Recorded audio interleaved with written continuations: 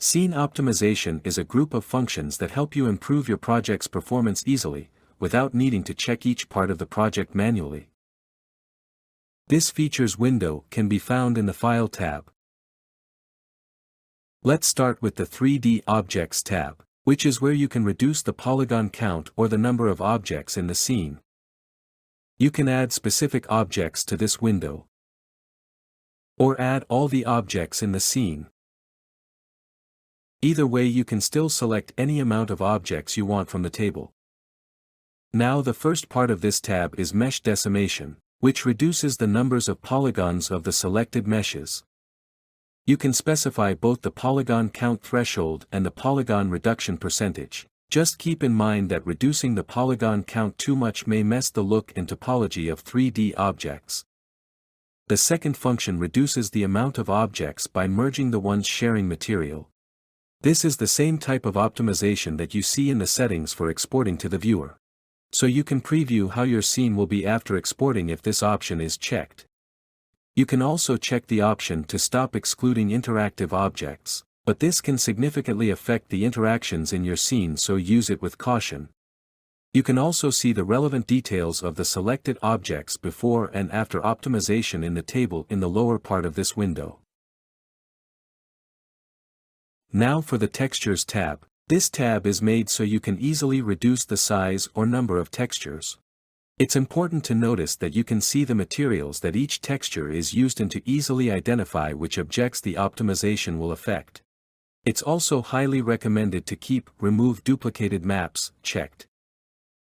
Now in this example I will pick 4 textures, reduce their sizes to 1K resolutions, compress them for further size reduction and remove normal type maps. See how the size is significantly reduced and the 2 normal maps are removed. This file path is the default directory for the optimized textures in any new project, so it's a good idea to clean it every now and then.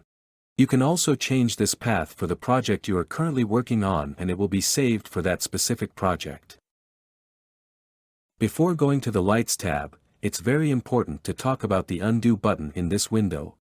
To undo optimization you should use this button instead of the normal shortcut, Ctrl and Z. This button will undo the last optimization done, and it is highly recommended to use it before closing the optimization window or do any further adjustment to the scene. See here in the results table how the number and size of the textures will return to previous values. The Lights tab is rather simple. You can add all the lights and quickly access the options to turn any of their emissions on or off, as well as turn their shadow casting on or off. And down below are some guidelines for light optimization, especially for platforms like standalone VR headsets. The last option to explain is the device compatibility check. This option is meant to give you a hint on appropriate polygon count and texture count and size for different platforms, but feel free to experiment nonetheless. When checking this option on, it will give compatibility indicators for the desktop, mobile, and standalone VR platforms. You can see how the table below will now have colored numbers. The desktop in this case can most likely handle the polygon count and textures with no issues. But standalone VR headsets can have performance issues with the textures. But after optimization you can see how the numbers are green, indicating a good probability of smooth performance with the new numbers.